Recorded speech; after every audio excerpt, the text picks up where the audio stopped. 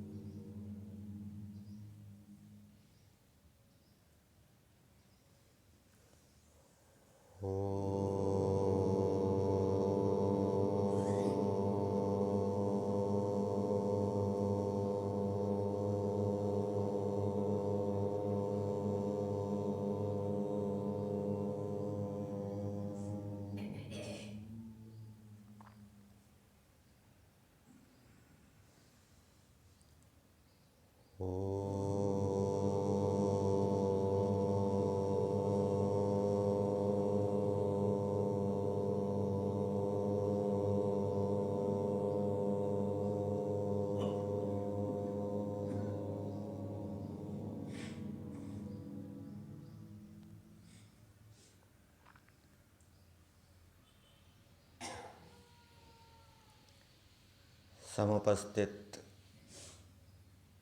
आर्यवन विकास स्वाम ट्रस्ट के माननीय प्रधान जी, मंत्री जी, अन्य धार्मिक सहयोगी सज्जन वृंद, ब्रह्मचारीगण, वंदनीय मातृशक्ति। आज यजुर्वेद के 36वें अध्याय के 11वें मंत्र का महर्षि दयानंद कृत वेद भाष्य का स्वाध्याय किया गया। इस वेद भाष्य के ऊपर हम विचार करेंगे।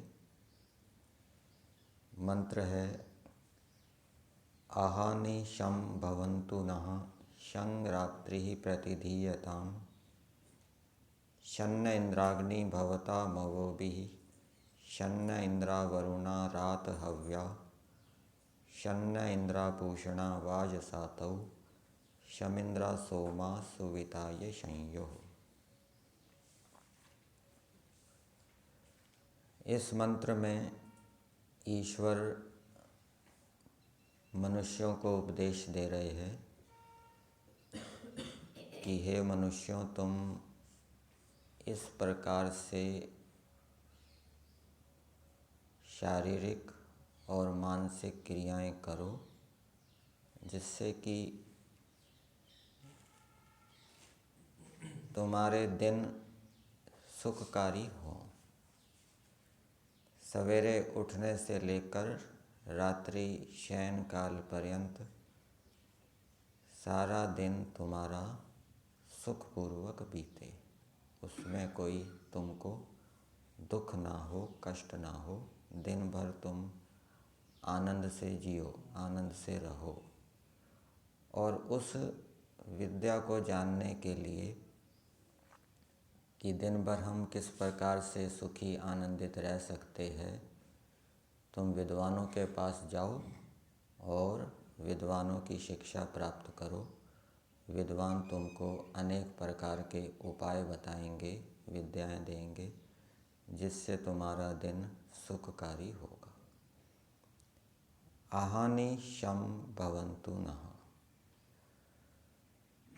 कुछ मनुष्य परमेश्वर से अथवा विद्वानों से प्रार्थना कर रहे हैं कि हे परमेश्वर, हे विद्वानों, आप हमें ऐसा उपाय बताओ जिससे कि हमारे दिन सुखकारी होवें, सुदिन होवें, हम दिनों में सुखपूर्वक रहें।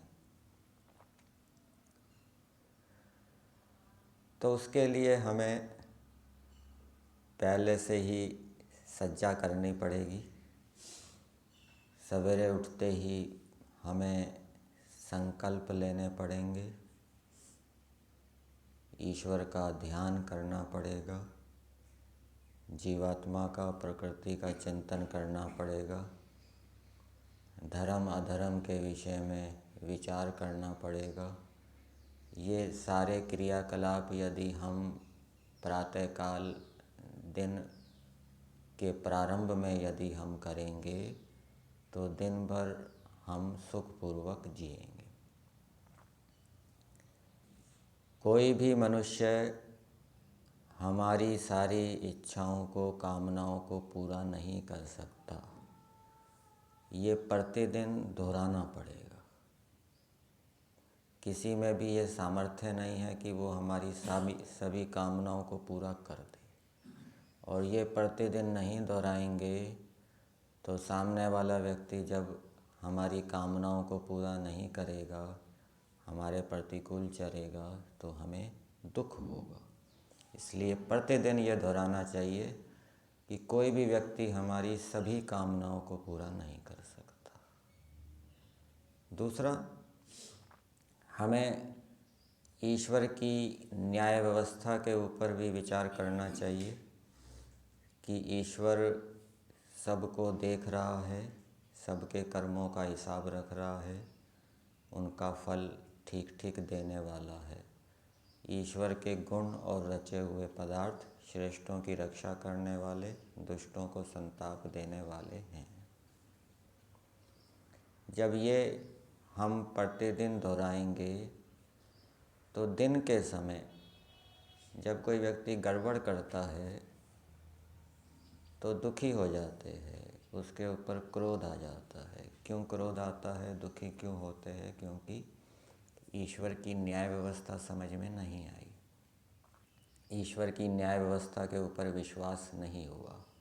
तो जब हम प्रतिदिन प्रातःकाल ईश्वर की न्याय व्यवस्था के ऊपर विचार करेंगे तो हमें ईश्वर की न्याय व्यवस्था समझ में आएगी। और दिन भर जो अनेक व्यक्ति गड़बड़ियाँ करते हैं और उन गड़बड़ियों के कारण हमें दुख होता है, फिर हम उससे द्वेष करते हैं या क्रोध करते हैं, वो दुख और क्रोध की भावनाएं हमारे अंदर उत्पन्न नहीं होगी। प्रतिदिन ये दोहराना चाहिए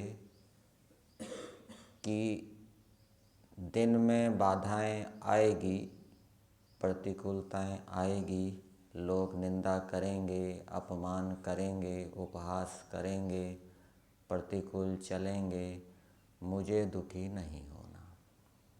ये संकल्प लेकर यदि हम प्रतिदिन व्यवहार के अंदर प्रवृत्त होंगे तो प्रतिकूलताओं के आने पर हम दुखी नहीं होंगे, हमारा दिन सुखपूर्वक बीतेगा।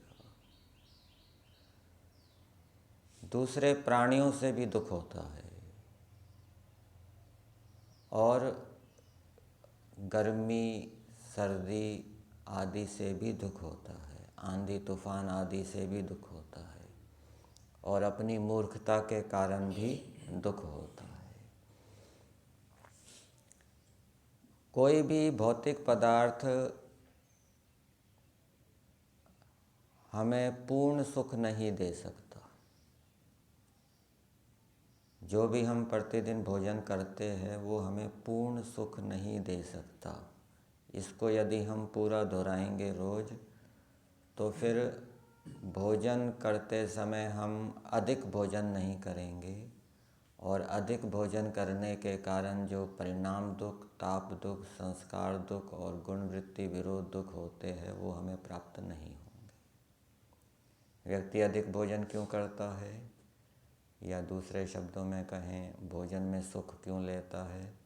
क्योंकि वो ये मानता है कि जितना अधिक मैं भोजन करूँगा उतना अधिक मेरे को सुख मिलेगा, उतनी अधिक तृप्ति होगी, ये भोजन मेरे को पूर्ण रूप से तृप्त कर देगा। ये अज्ञानता, ये अविद्या व्यक्ति को फिर असंयम की ओर प्रेरित करती है। इसलिए प्रतिदिन ये भी दोहराना चाहिए कि जो भोजन हम करते हैं वो हमें पूर्ण सुख नहीं दे सकता, उसमें दुख भी है।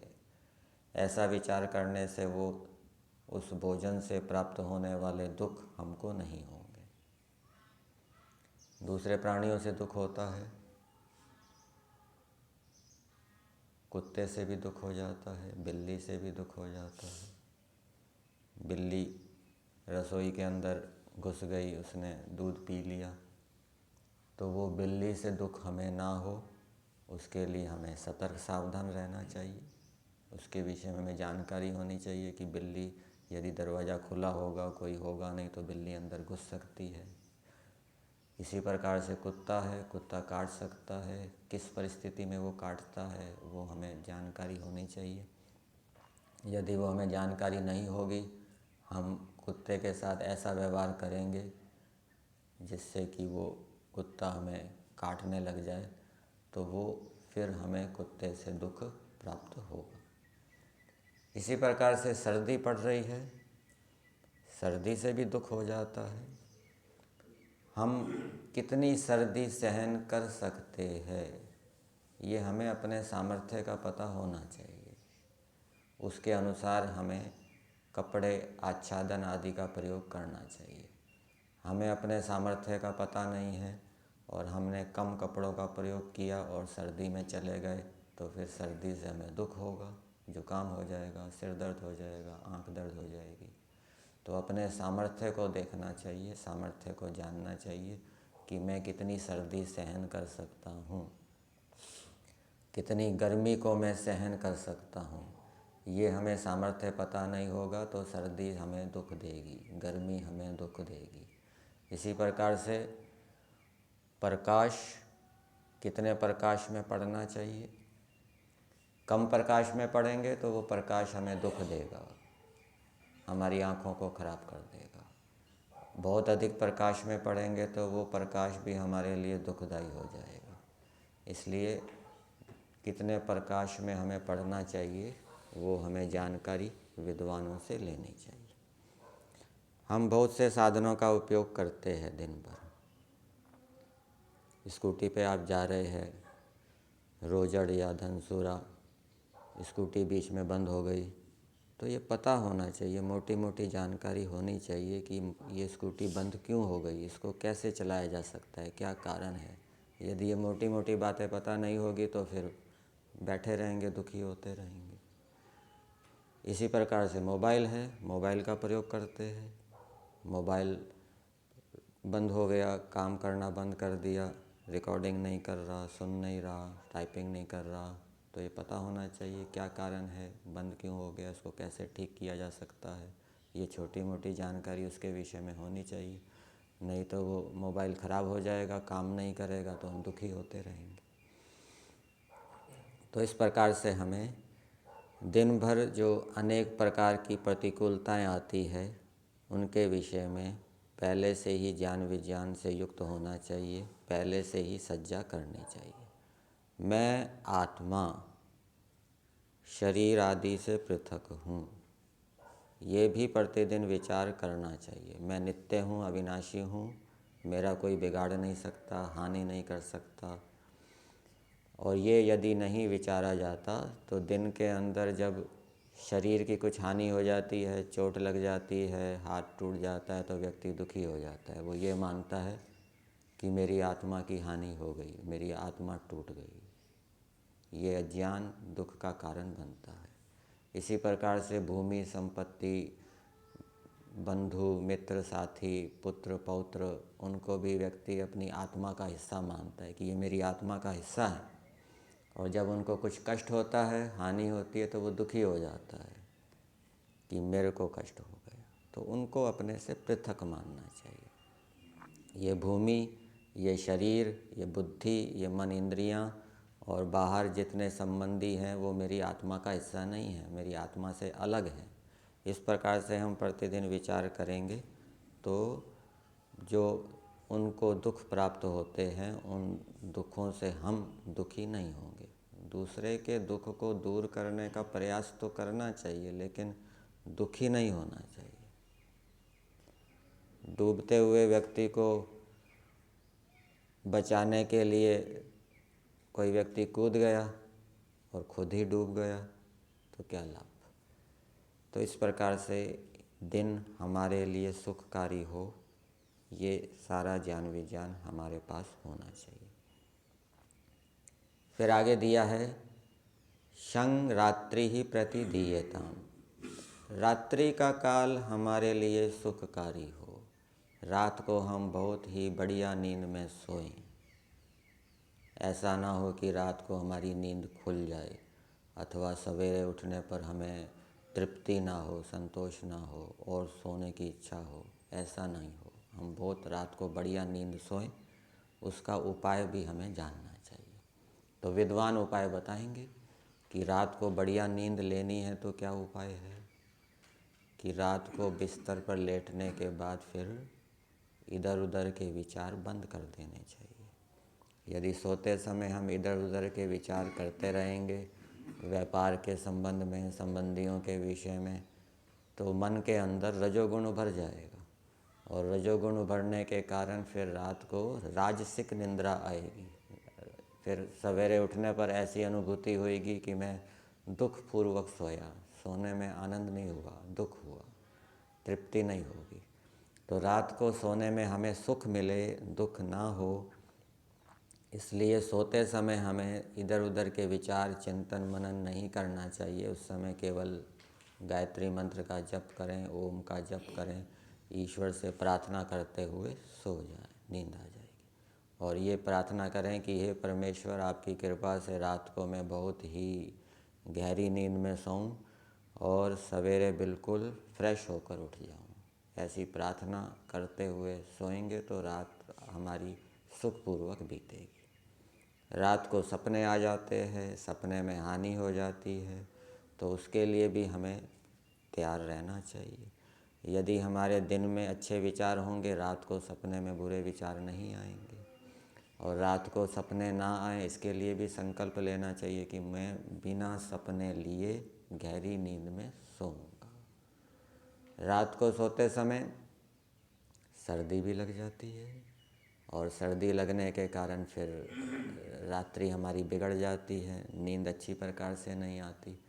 तो आच्छादन का भी रात को सोते समय ध्यान रखना चाहिए। हम यदि कम कपड़े लेकर सोएंगे तो रात को सर्दी से ठिठुरते रहेंगे, नींद अच्छी नहीं आएगी और वो रात्रि हमारे लिए क्या हो जाएगी, दुखदायक हो जाएगी। तो इस प्रकार से हमें रात्रि के विषय में विद्वानों से संपर्क करके, उनसे विद्याएं प्राप्त करके ये उपाय जानने चाहिए कि किस प्रकार से हम रात्रि को अच्छी प्रकार से सोएं। रात्रि को हम सुख प्राप्त करें, उसका संबंध भोजन के साथ भी है। रात्रि का भोजन हमारा हल्का होना चाहिए और भोजन सोने से पहले 2-3 घंटे पहले कर लेना चाहिए, जिससे कि रात्रि की निद्रा में किसी प्रकार की बाधा ना हो और रात को सोते समय कोई किसी प्रकार का हमारे शरीर में विकार या हानिकारक स्थिति उत्पन्न ना हो। फिर आगे बताया है, शन्न इंद्राग्नि भवता मगोभिः। इंद्राग्नि के 2 अर्थ किए हैं, विद्युत और पावक। पावक अग्नि को कहते हैं। बिजली और अग्नि ये हमारे लिए सुखदायक हो। एक तो बिजली दिन में भी कड़कती है, जब वर्षा ऋतु होती है तो दिन में बिजली कड़कती है और रात्रि में भी बिजली कड़कती है। तो वो बिजली हमारे लिए हानिकारक ना हो, सुखदायक हो, इसके लिए हमें बचना चाहिए। जब बिजली बाहर कड़क रही हो तो हमें बाहर नहीं जाना चाहिए। उस समय हमें मोबाइल आदि का प्रयोग नहीं करना चाहिए, क्योंकि वो मोबाइल बिजली को पकड़ सकता है। उस समय हमें अंदर शेड के अंदर रहना चाहिए, घर के अंदर रहना चाहिए, कमरे के अंदर रहना चाहिए, खुले में नहीं रहना चाहिए। क्योंकि जब बिजली कड़कती है, गिरती है तो उस समय अनेक प्रकार की दुर्घटनाएं सुनने में आती है। अनेक व्यक्ति मर जाते हैं उनके ऊपर बिजली गिरने से। तो इस प्रकार से हम व्यवहार करेंगे तो वो विद्युत हमारे लिए दुखदायी नहीं होगी। और बिजली का उपयोग हमें किस प्रकार से करना है, कौन कौन सी सावधानी रखनी है। घर के अंदर बिजली के तार होते हैं तो हमें उसको नंगे तार को नहीं छूना चाहिए। वर्षा ऋतु में भी विशेषकर जब भूमि के ऊपर भी पानी होता है और हम नंगे तार को हाथ से छूते हैं तो वो फिर बिजली हमारे हाथ के माध्यम से अर्थ में जा सकती है। इसलिए चप्पल पहन के हमारे पैर क्या हो, सूखे हों। तो इस प्रकार से हमें स्विच आदि को छूना चाहिए, क्योंकि कहीं कहीं स्विच में शॉक भी लग जाता है। तो ये ध्यान रखना चाहिए बिजली के विषय में। फिर अग्नि है, अग्नि हमारे लिए सुखदायक हो ये प्रार्थना की है। तो अग्नि से भी हमें सावधानी रखनी चाहिए, अग्नि का प्रयोग किस प्रकार से करना है। यज्ञ के अंदर अग्नि है, वो भी हमारे लिए हानिकारक हो सकती है। कभी इस प्रकार की सामग्री डालते हैं, जैसे तिल आदि डालते हैं, तो वो तिल उड़कर आते हैं जो डालने वाले हैं उनके ऊपर, तो वहाँ सावधानी रखनी चाहिए कि वो चिंगारियाँ हमारे ऊपर ना हो। तो ये सामग्री में कौन से पदार्थ डाले हैं, कितने डालने हैं, ये ध्यान रखना चाहिए कि वो अग्नि हमारी हानि ना कर दे, जला ना दे हमको। इसी प्रकार से जब घर के अंदर आग लग जाती है तो आग को बुझाना चाहिए। आग को यदि हम नहीं बुझाएंगे तो वो और बढ़ती जाएगी, और उसको बुझाने का उपाय क्या है ये भी हमें पता होना चाहिए। हम बुझाने के लिए कुछ ऐसा उपाय करने लग जाएं कि वो आग और अधिक बढ़ जाए, तो वो हमारे लिए अग्नि हानिकारक हो जाएगी। तो घर में कहीं आग लग जाती है तो उस आग को कैसे बुझाना है, उसके ऊपर क्या डालना चाहिए, ये हमें पता होना चाहिए। क्या डालना चाहिए अग्नि को बुझाने के लिए?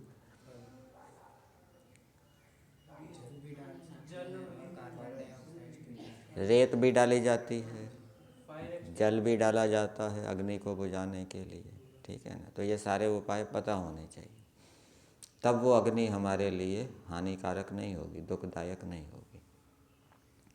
तो शन्न इंद्राग्नि भवता मवोभिः शन्न इंद्रा वरुणा।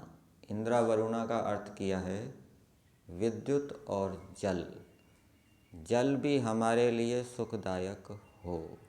अब सर्दी की ऋतु चल रही है, हम नहाते हैं जल के माध्यम से, पीने के लिए भी जल का प्रयोग करते हैं। तो बहुत से व्यक्ति तो गीज़र का प्रयोग करते हैं, गर्म पानी से नहाते हैं, लेकिन गर्म पानी से नहाना ठीक नहीं होता। वृद्ध व्यक्ति या छोटे बालक को तो गर्म पानी से नहलाया जाता है, लेकिन जो युवा हैं उनको गर्म पानी से नहीं नहाना चाहिए, ठंडे पानी से नहाना चाहिए। और ठंडा पानी भी वो कितना ठंडा उनका शरीर सहन कर सकता है वो देखना चाहिए, ठीक है ना। तो यदि हम युवा ठंडे पानी से नहाएंगे तो शरीर की रोग प्रतिरोधक शक्ति बनी रहेगी, सर्दी को सहन करने का सामर्थ्य बना रहेगा। और युवावस्था में यदि गर्म पानी से नहाने लग जाएंगे तो सर्दी सहन करने का सामर्थ्य नहीं रहेगा, शरीर फिर नाजुक हो जाएगा, कोमल हो जाएगा। तो युवा को तो ठंडे पानी से ही नहाना चाहिए, लेकिन बहुत कितना ठंडा वो सहन कर सकता है उसको देखना चाहिए। बहुत ठंडा भी ना हो, ऐसा ना हो कि वो नहाने से उसको जुकाम ही हो जाए। तो अपने सामर्थ्य को देखते हुए उतने ठंडे पानी का प्रयोग करना चाहिए। और सामर्थ्य को नहीं देखेंगे तो फिर वो जल ठंडा पानी दुखदायक हो जाएगा। और जो वृद्ध व्यक्ति हैं वो, उनको तो ठंडे से नहा सकते हैं तो नहाए, अनुकूल रहता है, नहीं तो वो गर्म पानी से नहा सकते हैं, प्रयोग कर सकते हैं। और फिर भोजन के लिए भी, पीने के लिए भी पानी, कौन से पानी का प्रयोग करना है। वैसे गर्म पानी जो है वो उष्णता प्रदान करता है, सर्दी की ऋतु में गर्म पानी पिया जाता है, और गर्म पानी पाचक भी होता है, भोजन को पचाता भी है। तो सर्दी में गर्म पानी पीने के लिए प्रयोग कर सकते हैं, और जो ठंडा पचा सकता है ठंडा पिए जिसके सामर्थ्य है। लेकिन सर्दी में अधिकतर गर्म पानी का प्रयोग करते हैं, और गर्मियों में भी ठंडे पानी का प्रयोग करना चाहिए, लेकिन वहाँ पर भी कोसा पानी प्रयोग कर सकते हैं, उसको ज़्यादा गर्म ना हो, कोसा कोसा पानी, तो वो भी पाचन की दृष्टि से क्या है, अच्छा होता है। तो इस प्रकार से जल से संबंधित विद्या हमारे पास होगी तो वो जल हमारे लिए सुखदायक होगा, दुखदायक नहीं होगा। तो उन विद्याओं को प्राप्त करने के लिए हमें विद्वानों के पास जाना चाहिए। तो ये है शन्न इंद्रा वरुणा रात हव्या।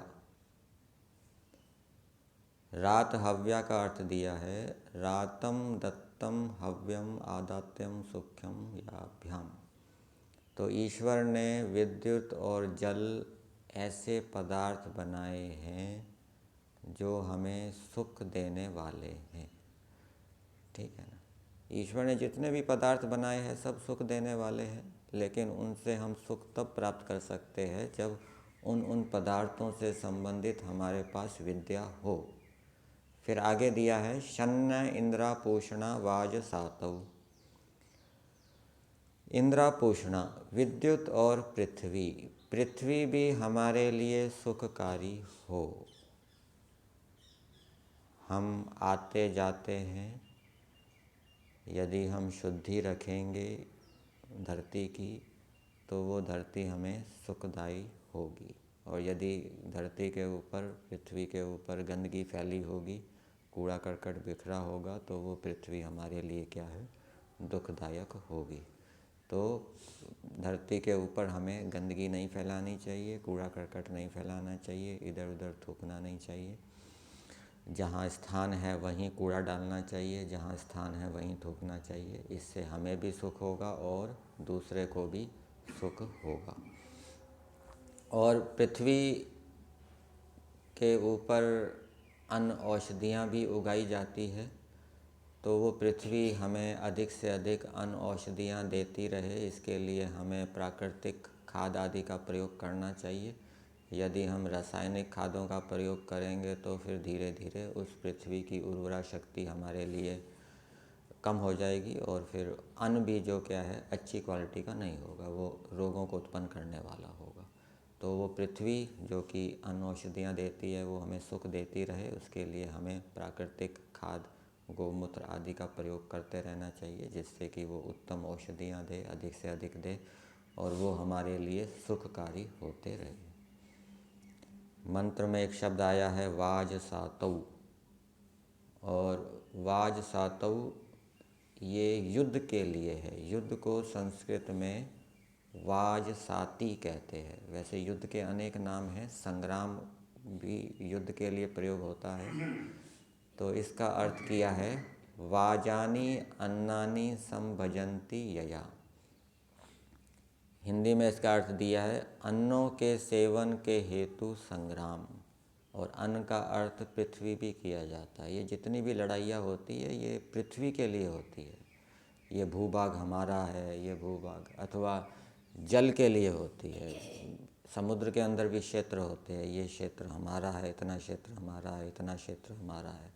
ये लड़ाइयाँ सारी उसी के लिए होती है, चाहे जल क्षेत्र हो, चाहे भूमि क्षेत्र हो, और वायु क्षेत्र भी आप ले लीजिए। तो ये युद्ध, इसका अर्थ किया है अन्नों के सेवन के हेतु संग्राम में विद्युत और पृथ्वी हमारे लिए सुखकारी होवे। अर्थात युद्ध में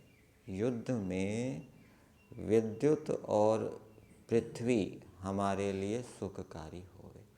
अर्थात विद्युत का उपयोग हमें इस प्रकार से करना चाहिए, उस प्रकार के साधनों को बनाना चाहिए जिससे कि युद्ध में हम जीतें। इसी प्रकार से पृथ्वी का उपयोग भी इस प्रकार से करना चाहिए।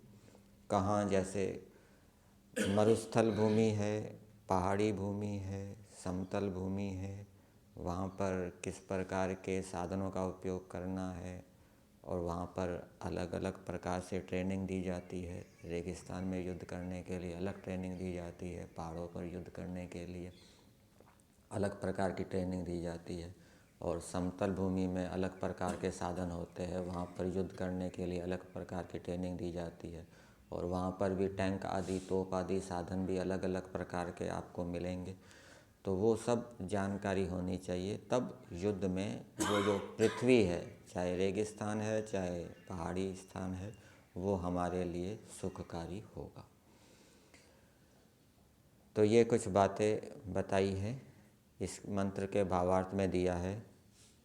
जो ईश्वर और आप्त सत्यवादी विद्वान लोगों की शिक्षा में आप लोग प्रवृत्त रहो, तो दिन रात तुम्हारे भूमि आदि सब पदार्थ सुखकारी होंगे। तो इस मंत्र के माध्यम से ईश्वर ने मनुष्यों को ये उपदेश दिया है कि हे मनुष्यों, मैंने तुम्हारे भोग और अपवर्ग के लिए जो ये दिन रात, अग्नि, भौतिक अग्नि, जल, पृथ्वी, औषधियाँ, वनस्पतियाँ आदि अनेक प्रकार के पदार्थ बनाए हैं, और चेतन प्राणी भी आप ले लीजिए, अनेक प्रकार के जो पशु पक्षी बनाए हैं, वो हमारे लिए सुखकारी हों, तो इसके लिए हमें ईश्वर से भी सहायता लेनी चाहिए और विद्वानों से भी सहायता लेनी चाहिए, विद्वानों से भी शिक्षा प्राप्त करनी चाहिए।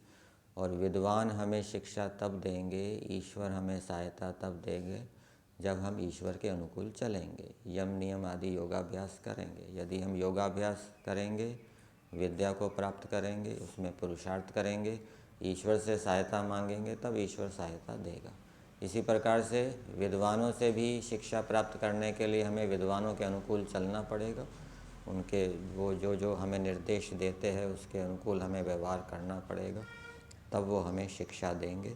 और शिक्षा प्राप्त करने के बाद यदि हम उस शिक्षा को व्यवहार के अंदर नहीं लाएंगे तो फिर भी ये पदार्थ हमारे लिए सुखदायी नहीं होंगे।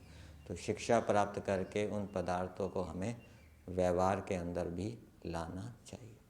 तो ये कुछ बातें मंत्र के अंदर बताई है। यहीं तक